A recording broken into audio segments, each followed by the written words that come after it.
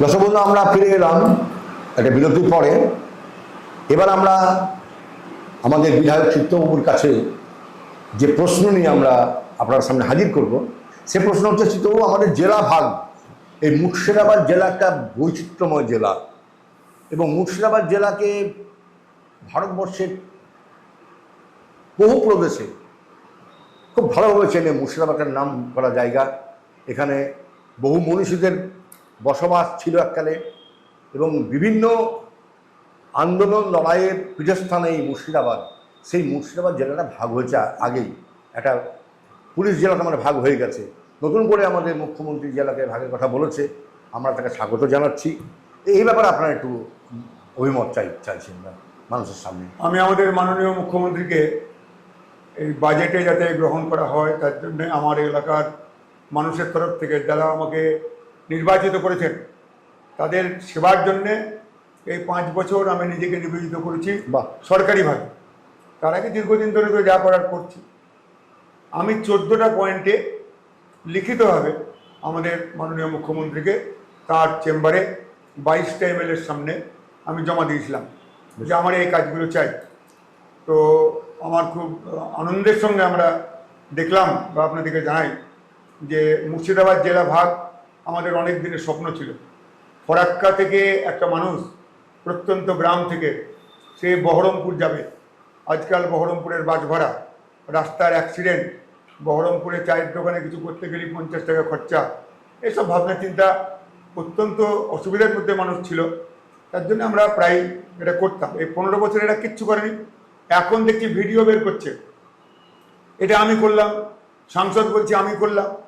ওদের মধ্যে ঝগড়া এখন লেগেছে যে আখরুজ্জামান করলেন না আমাদের খলিলুর রহমান করলেন, কিন্তু পদ বলে আমি দেব, পদ রদ বলে আমি, আর হাসছে অন্তর্যামী। আমরা এটা করলাম, ওদের নাম লেবার তাল। তো 15 বছর ধরে তারা কি করছিল? তারা তো কিচ্ছু করেনি। আজকে আমরা, আমার 1 নম্বরে ছিল যে গার্লস কলেজ, 2 নম্বরে ছিল জেলা ভাগ, 3 নম্বরে ছিল গঙ্গা ভাঙন, আর বাকিটা এখন মনে পড়ছে না। অনেক অনেক ভালো ভালো ব্যাপার আছে, সেগুলো হবেও সব। তো এই যে জেলা ভাগ, এটার নাম কি হবে তাই নিয়ে অনেক কিছু আলোচনা আমাদের যারা এখানকার মানুষ বা বাইরেকার যারা রঘুনাথগঞ্জের সঙ্গে, জঙ্গিপুরের সঙ্গে আত্মীয় সূত্রে হোক, ব্যবসা সূত্রে হোক সম্পর্ক আছে, গোটা পশ্চিমবাংলার মানুষ, পশ্চিমবাংলার বাইরে থেকেও কয়েকজন আমাকে ফোন করেছেন যে দাদা এইটা এই হলে ভালো হয়, ওই হলে ভালো হয়। এখন 2টো নাম বিবেচিত হচ্ছে, একটা হচ্ছে উত্তর মুর্শিদাবাদ, একটা হচ্ছে রঘুনাথগঞ্জ। এখানে আমাদের রঘুনাথজির মন্দিরটা ওপারে, আগে এপারেই ছিল, এবং অন্ততপক্ষে 42টা মন্দির এপার এবং ওপারে। এখানে সম্পূর্ণ একটা আবেগ কাজ করে রঘুনাথগঞ্জ নাম। সেখানে সবই জঙ্গিপুর, রেল স্টেশন থেকে আরম্ভ করে, এসডিও অফিস থেকে আরম্ভ করে, আদালত থেকে শুরু করে সবই জঙ্গিপুর জঙ্গিপুর জঙ্গিপুর জঙ্গিপুর। এটা আমাদের রঘুনাথগঞ্জের মানুষ যারা, এমনকি ওপারের মানুষ যারা, জঙ্গিপুরের লোক যারা, তারাও খুব বিরক্ত। এখানে জঙ্গিপুর, এই জঙ্গি কথাটা এলো কোথা থেকে? আমরা কি সবাই জঙ্গি? আমাদের পুর, আমাদের আবাস, এটা কিন্তু আমাদের খুব খারাপ লাগে। এবং আপনারা দেখবেন ওই সোশ্যাল মিডিয়ায় বা এতে মোবাইলে, ওখানে আবার করেছে জাহাঙ্গীরপুর, তার জন্য একটা বিতর্কের জায়গায় এসছে। তো যাই হোক, জেলা ভাগ হয়েছে। আমরা মাননীয় মুখ্যমন্ত্রীকে আমাদের যে বিভিন্ন সংগঠন আছে তারা যে দাবি আমার মাধ্যমে জানাতে চেয়েছেন, আমি 2টো মতামতই জানিয়ে দিয়েছি। তবে আমাদের ভালো হয় যদি রঘুনাথগঞ্জ জেলা নাম হয়, তাহলে আমাদের পক্ষে ভালো হয়। কারণ মুর্শিদ কুলি খাঁ তিনিও চরম অত্যাচার করেছিলেন তখনকার দিনে। আর এই জঙ্গিপুর, এটাও একটা অন্যরকম নাম হয়ে যাচ্ছে। তার জন্যে ভারতবর্ষের একটা জেলা, তার নাম আমাদের এখানকার যে রঘুনাথজি, তার নামই হোক, এটা আমাদের একটা চাওয়া। আর এর ফলে প্রচুর পরিমাণে ডেভেলপ হবে, অনেক কিছু এখানে হবে আর কি। সাব ডিভিশন টাউন যেটা থাকলো, তার সঙ্গে হয়তো আশেপাশে কোথাও জেলার অফিসগুলো হবে। এবং সেখানেও আমি একটা সাজেশন আমাদের মুখ্যমন্ত্রীকে দিয়েছি। এই যে একটু আগে এমডিআই যেটা পার্কটা আছে, ফুড পার্ক, সেখানে অনেকেই ভয়ে পালিয়ে গেছিলেন। প্রাক্তন বিধায়কের জন্যেই হোক বা তার দলবলের জন্যই হোক, তাদের ওখানে প্রচুর পরিমাণে প্রপার্টি আছে, কেন্দ্র সরকার রাজ্য সরকারের সঙ্গে তারা ব্যবসা করতে চেয়েছিল, কেউ ভয়ে আসেনি। সেখানে বিশাল বিশাল বিল্ডিং আছে, সেই বিল্ডিংগুলো ইমিডিয়েটলি যদি 2 বছরের মধ্যে আমাদের কনস্ট্রাকশন তৈরি না হয়, 8 মাসের মধ্যে এত টাকা খরচা করা পশ্চিমবঙ্গ সরকারের পক্ষে কঠিন ব্যাপার। একদম। তার জন্যে আমরাও একটা অন্য চিন্তা আমাদের সিএমকে দিয়েছি যে যদি তুমি মনে করো এই মুহূর্তে তুমি জেলা স্টার্ট করবা, তাহলে বিল্ডিংয়ের জন্য আটকাবে না। আমরা এমডিআই, আমি পতাকা বিড়িকে রাজি করিয়েছি, তারা ওদের ৭৬,০০০ বর্গ স্কোয়ার মিটারের জায়গা ওরা ভাড়া, অল্প পয়সায় ভাড়া দিতে রাজি আছে। এইভাবেই কর্মযোগ্যটা শুরু হয়। আচ্ছা আচ্ছা, বাহ। দর্শক শুনলেন আমরা জেলা ভাগের খানিকটা হলেও একটা বিবরণী, ধারণা বিবরণী যে কীভাবে জেলাটা ভাগ হতে চলেছে এবং সামনের দিনে মানুষের কী কী সুবিধা হতে পারে চিত্তবাবু বলেছেন। চিত্তবাবু, আমি একটা কথা যাব, এই যে আমাদের জেলাতে আপনি বলুন, এখন সাব ডিভিশনেই বলুন, আপনি যে এলাকার বিধায়ক এবং পাশাপাশের যে এলাকাগুলো রয়েছে, সাগরদিঘি, জঙ্গিপুর, নবগ্রাম, সুতি, শামশেরগঞ্জ, ফারাক্কা, এই সমস্ত এই সমস্ত ব্লকগুলোতে প্রভূত সমস্যা, সেই সমস্যা নিয়ে আপনি কতদূর অগ্রসর হতে পেরেছেন এবং আপনার আর কি কি পদক্ষেপ নেওয়ার ইচ্ছে আছে, এই একটু যদি আপনি বলুন।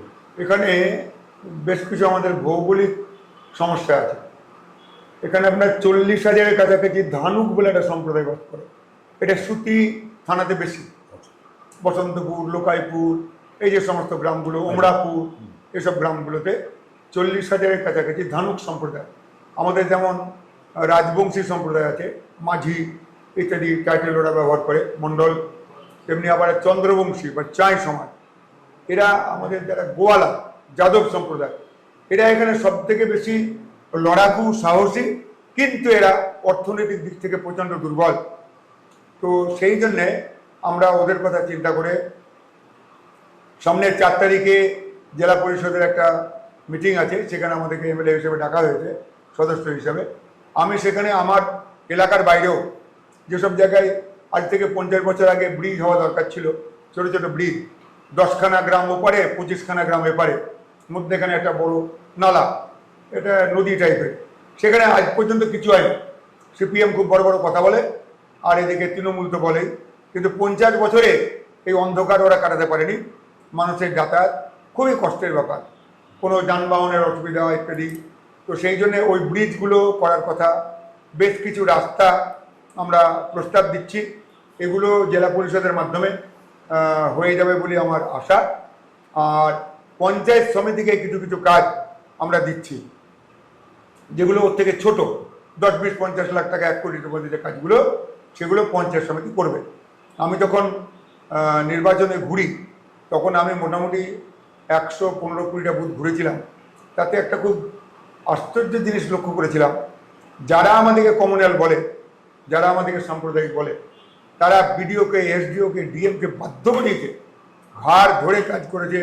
মুসলিম এলাকায় 12 আনা, হিন্দু এলাকায় 4 আনা।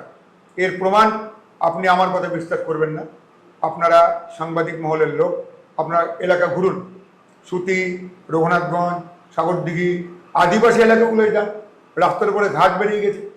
এই তো অবস্থা। আমার এখানে আজকে আমি একটা ওয়ার্ডে গেছিলাম, এখানকার 18 নম্বর ওয়ার্ড, সেখানে বাড়ির মধ্যে ওই নোংরা জল দীর্ঘদিন ধরে জমে আছে, সাপ ঢুকছে। এক ভদ্রলোক বাড়ি ছেড়ে চলে গেছেন, বিক্রি করারও সময় পাননি। এই তো অবস্থা আমাদের। সেই জন্যে আমরা সেদিকটা ভেবে জেলা পরিষদ, পঞ্চায়েত সমিতি এবং পঞ্চায়েত, যদিও এটা তৃণমূলের অনেক লোক বসে আছে, কিন্তু বর্তমানে ওরা বুঝতে পেরেছে ওদের এত বেশি দুর্নীতি, আমরা যদি ওই আমাদের কাছে যে কাগজগুলো এসছে সেগুলো যদি নিয়ে গিয়ে থানায় জমা দিই, তাহলে একটাও বাঁচবে না। এই 8টা অঞ্চল এবং মিউনিসিপ্যালিটির অনেক কাউন্সিলর, তারা সব রেড হ্যান্ডেড অ্যারেস্ট হবেন। আমরা সেটা করতে চাইছি না। আমরা ওদেরকে দিয়ে কাজগুলো করতে চাই যে মানুষকে আগে সেবা দাও, ওদের বিচার পরে হবে, 2 মাস পরে হলেও হবে, যে মানুষকে আগে সেবা দিতে হবে। সামনে বর্ষা, ভয়ঙ্কর বর্ষা, এই সময় বহু গ্রাম ডুবে যায়।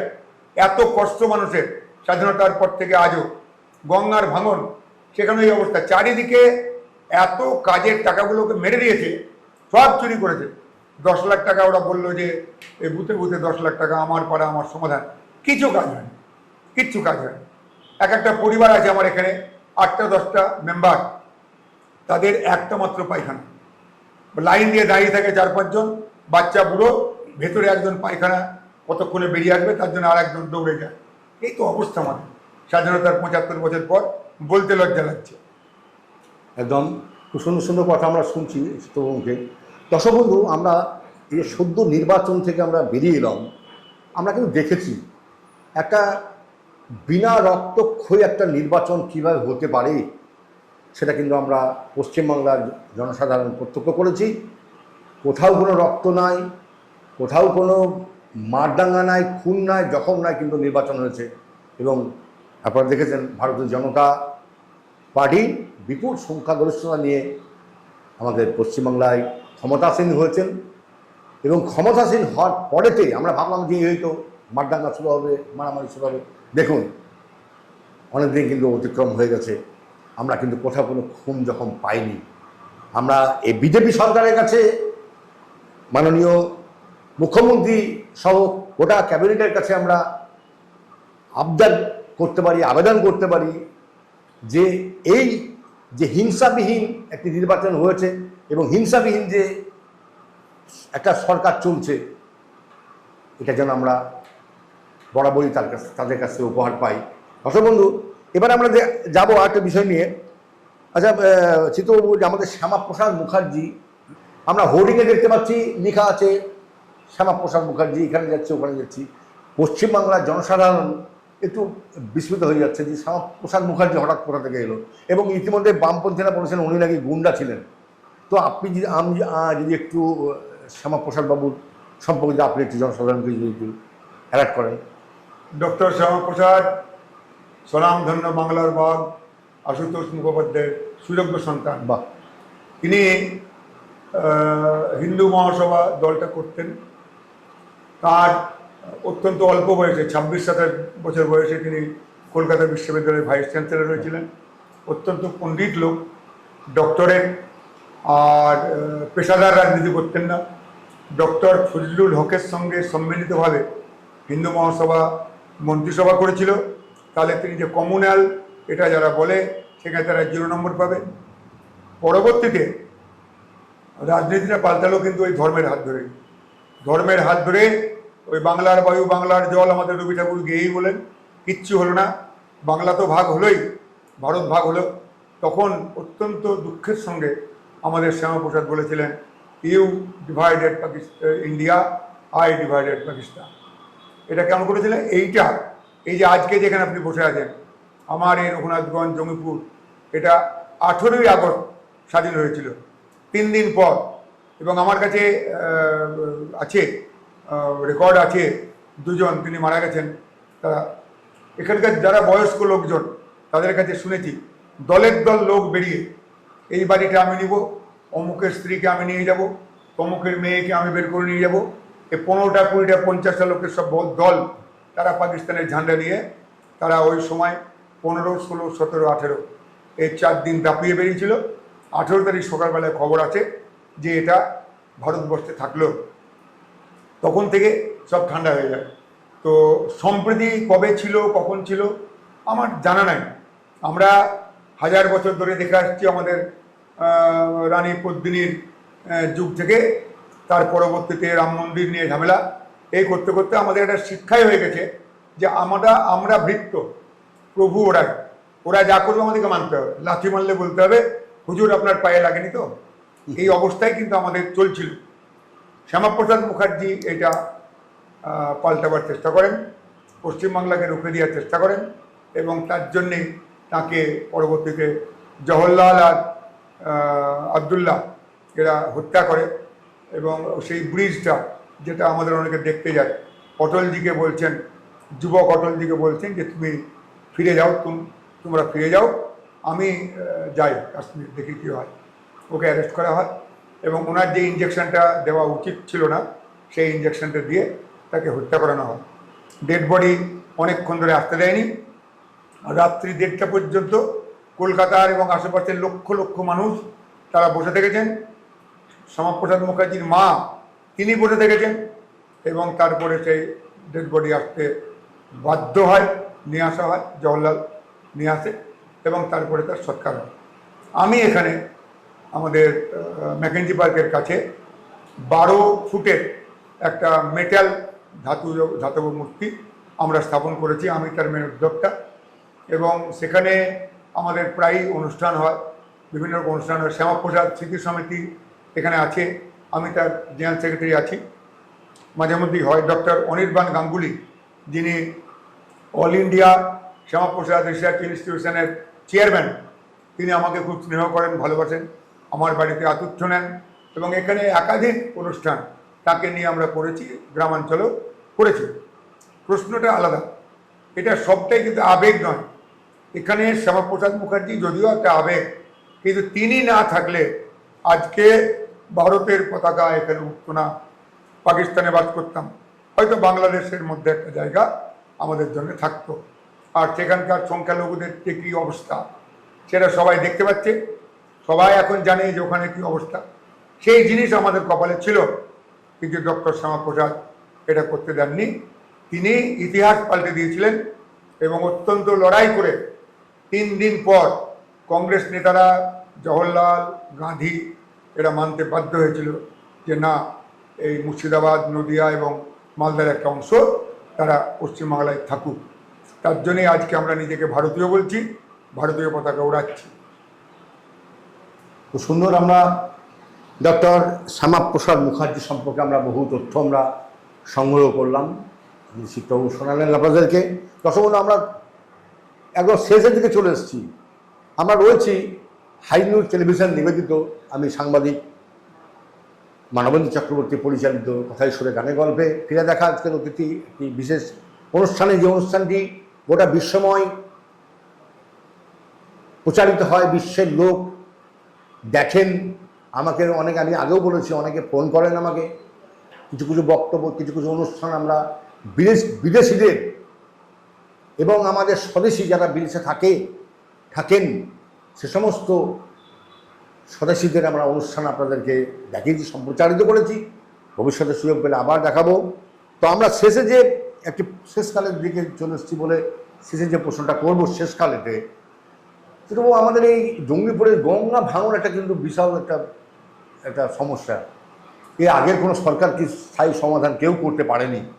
তো আপনারা কি সেই সমস্যার সমাধান করতে পারবেন? গঙ্গা ভাঙন নিয়ে একটু সামান্য ছোটো করে বলুন। হ্যাঁ, গঙ্গা ভাঙনের ব্যাপারে আমরা বাজেটে চেয়েছিলাম 50 কোটি এখন স্যাংশন হয়েছে। আর পরবর্তীতে আমি বলেছি যে আরও টাকা পয়সা লাগবে, এতে হবে না। আমাদের পদ্মা ভাঙন একটা সমস্যা আছে, এটা এখান থেকে দূরে, আমার বিধানসভা থেকে দূরে। কিন্তু গঙ্গা ভাঙনটা এত দামি সমস্ত জমি, মাটি কেটে যাচ্ছে, এপারে সব থেকে বেশি, পশ্চিম কূলে সব থেকে বেশি, যার জন্যে অবিলম্বে কাজ শুরু হওয়া দরকার। এখানে বহুদিন ড্রজিং হয়নি, গঙ্গার পলি গুলিয়ে ফেলে দেওয়া এটা হয়নি, কোনো এসব কোনো চিন্তাভাবনাই নাই, পরিকল্পনাই নাই। এটা করে নদীমাতৃক দেশ আমাদের, সেখানে সব নদীগুলোকে যেভাবে পরিচালিত করা উচিত ছিল, আদর যত্ন করা উচিত ছিল, সেটা আমরা কিছুই করিনি। আমাদের হিন্দু সংস্কৃতি ওই জন্যেই এত লোকের অন্নদাতা, তার জন্যেই কিন্তু আমরা আমাদের এই মাটিকে, নদীকে, ফুলকে, ফলকে, গাছকে আমরা দেবতার জায়গায় বসিয়েছি, তাদেরকে আমরা প্রণাম করি। তো এই গঙ্গার ভাঙনের জন্য আমাদের এখানে প্রচুর অসুবিধা হচ্ছে। আহিরন ব্যারেজ ক্ষতিগ্রস্ত হচ্ছে, ফিডার ক্যানেলের জলে আমাদের ওই যে ধানক বস্তি থেকে আরম্ভ করে আমাদের রাজবংশী এলাকায় বিস্তীর্ণ অঞ্চল 3 মাস জলবন্দি থাকে, বড় কষ্ট তাদের। এই যে ব্যাপারগুলো শহরের বাবুরা অনেক সময় বুঝতে পারেন না। একটা ওই ফ্লাড সেন্টারে কয়েকদিনকার জন্য খিচুড়ি খাওয়া, যেন একটা পিকনিক পার্টি করতে যাওয়া, কিন্তু সমস্যার সমাধান হয় না। এটার দিকে আমরা নজর দিয়েছি এবং অত্যন্ত আমার কাছে খুব গর্বের যে আমার মুখ্যমন্ত্রী একটু সাড়া দিয়েছেন, 50 কোটি টাকা আপাতত দিয়েছেন। এখানে আরও বড় মাস্টার প্ল্যান হওয়া দরকার আছে। খুব সুন্দর। আমরা গঙ্গা ভাঙন নিয়ে বর্তমান সরকারের সদিচ্ছার কথা শুনলাম। শুধু একটা ছোটো প্রশ্ন রাখবো, ছোটো করে বলুন।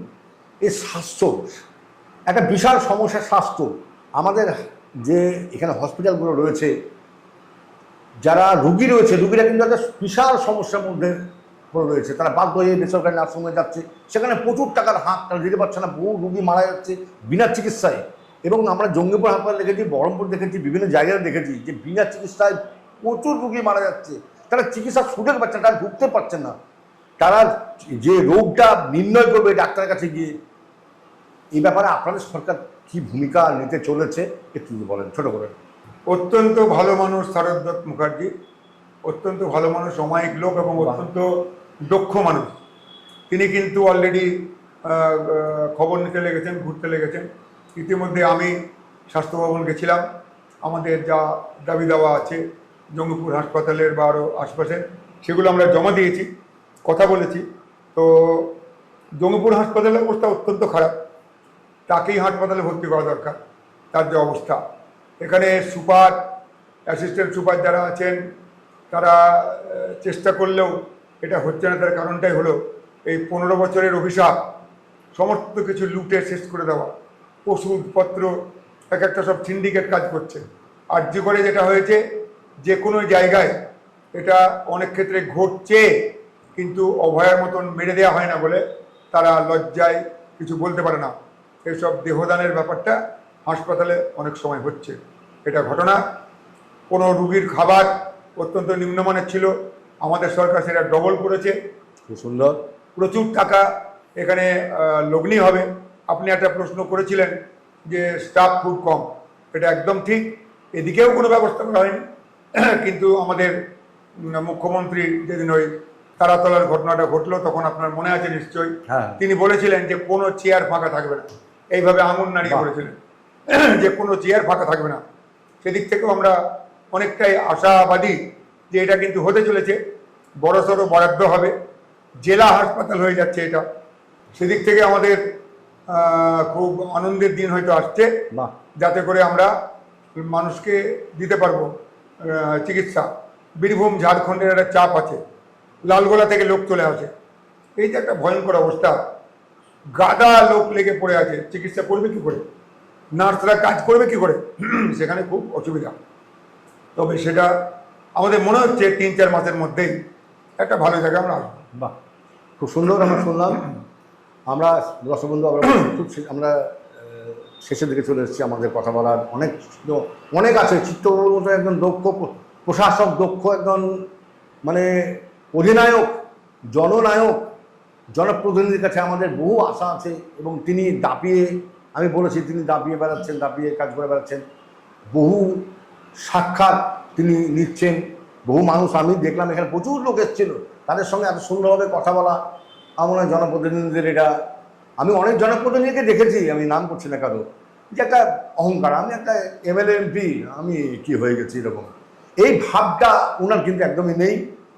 আমরা আশা করব যে, আমি আরও দেখেছি, এর আগেও দেখেছি বহু যারা তাদের একটা আত্ম অহমিকা কাজ করতো, কিন্তু ওনার মধ্যে সেটা নেই। আমরা এবং শেষের দিকে চলে এসেছি। একটা ছোট্ট প্রশ্ন আমি করবো, যে নিয়োগের কথা বললাম, তো নিয়োগ আমাদের অনেক জায়গায় প্রচুর লোক ভ্যাকান্সি পড়েছে। আপনি বললেন খুব তাড়াতাড়ি নিয়োগগুলো হয়ে যাবে। তো আমাদের স্বাস্থ্যগৃহে এরকম সমস্ত ডিপার্টমেন্ট শুনলেন, আমাদের সমস্ত ডিপার্টমেন্ট, যত বন্ধু, আমাদের যে রুগীগুলো আজকে বিনা চিকিৎসায় মারা গিয়েছে, পরবর্তীকালে আমি দেখেছি আরজি করে গিয়ে, পিজিতে গিয়ে, বিভিন্ন সরকারি হাসপাতালে গিয়ে প্রচুর রুগী, তারা ঘন্টার পর ঘন্টা দাঁড়িয়েছে, কোনো চিকিৎসা, তাহলে ভর্তি কোথায় হবে তার কোনো সাজেশন নাই। তার বাধ্য হয়ে চলেছে অমুক নার্সিংহোমে, তমুক নার্সিংহোমে, তারা প্রচুর টাকা দিয়েছে, তার রুগী মারা গেছে। তার ভুরি ভুরি উদাহরণ রয়েছে সামনে সরকারের কাছ থেকে। আমরা অনেক আনিয়ে বলেছি, আবদার করবো, অনুনয় করবো, বিনয় করবো। আমাদের প্রধানমন্ত্রীজি বলেছেন সবকা সাথ সবকা বিকাশ, সবকা সাথ সবকা বিকাশ, এই স্লোগানে উনি দীক্ষিত। এবং আমরা চাই সবকা সাথ সবকা বিকাশ এখানে হোক। সেখানে কোনো জাতি থাকবে না, কোনো ধর্ম থাকবে না, মানুষ থাকবে। পিছিয়ে পড়া মানুষের সমস্যা আজকে কোনো, উনি বলেছেন যে ভাতা চাই না, আমরা ভাত চাই। এবং আমরা বলছি সংবাদ মাধ্যমের মধ্যে দিয়ে যে আজকে পিছিয়ে পড়া মানুষদের একটা সমীক্ষা হোক, তাদেরকে সুযোগ সুবিধা দেওয়া হোক, জাতের ভিত্তিতে নয়। এই কথা বলে আমি সকলকে অভিনন্দন জানাচ্ছি। ওপারে যারা রয়েছেন এতক্ষণ ধরে, যারা ধৈর্য সহকারে চিত্তবাবুর এই জনপ্রিয় একজন বিধায়কের জনপ্রিয় কথাবার্তা আপনারা শোনার জন্য ধৈর্য ধরে বসে আছেন, তাদেরকে আমার অসংখ্য ধন্যবাদ। আমার ক্যামেরাম্যান, আমার যারা আমার সঙ্গে এসেছে, যারা হাই নিউজের টেকনিশিয়ান, তাদেরকে, হাই নিউজের প্রত্যেকটি কর্মীকে আমি অসংখ্য ধন্যবাদ জানাচ্ছি। এবং আমরা ছিলাম হাই নিউজ টেলিভিশন একটি বলেছি অত্যন্ত জনপ্রিয় সংবাদ চ্যানেল, নিরপেক্ষ। আমরা নিরপেক্ষতার সঙ্গে কাজ করি, নিরপেক্ষ খবরগুলো আপনাদের সামনে তুলে ধরার চেষ্টা করি। প্রত্যেক শনি রবিবার আমাদের এই অনুষ্ঠানটা আপনারা দেখুন। আমাদের সোম থেকে আগে বলেছি শুক্রবার পর্যন্ত আমাদের সাংস্কৃতিক অনুষ্ঠান হয়। পিছিয়ে পড়া শিল্পীদের নামে একটা প্ল্যাটফর্মে নিয়েছে তাদের সঙ্গীত, কবিতা, নাচ আমরা দেখানোর চেষ্টা করি শনি রবিবার। আমার রাখি শনিবারটা রাখি ভিভিভিআইপিদের জন্য একটা প্রোগ্রাম, এবং রবিবারটা আমরা রাজনৈতিক পর্যালোচনার মধ্যে আমরা থাকার চেষ্টা করি। আজকে আমরা দেখলেন চিত্তবাবুর সঙ্গে ছিলাম। আপনাদেরকে অসংখ্য ধন্যবাদ চিত্তবাবু, আপনাকে আবার আমাদের নিউজের তরফ থেকে অসংখ্য ধন্যবাদ, এবং আমার তরফ থেকে আপনাকে প্রণাম। আপনি একজন বয়স্ক, একজন শিক্ষক, আপনি অ্যাডভোকেট এবং বর্তমানে বিধায়ক। ধন্যবাদ আপনাকে, ভালো থাকবেন, সুস্থ থাকুন, এগিয়ে চলুন, আপনার চিত্তবাবুর সঙ্গে থাকুন। নমস্কার।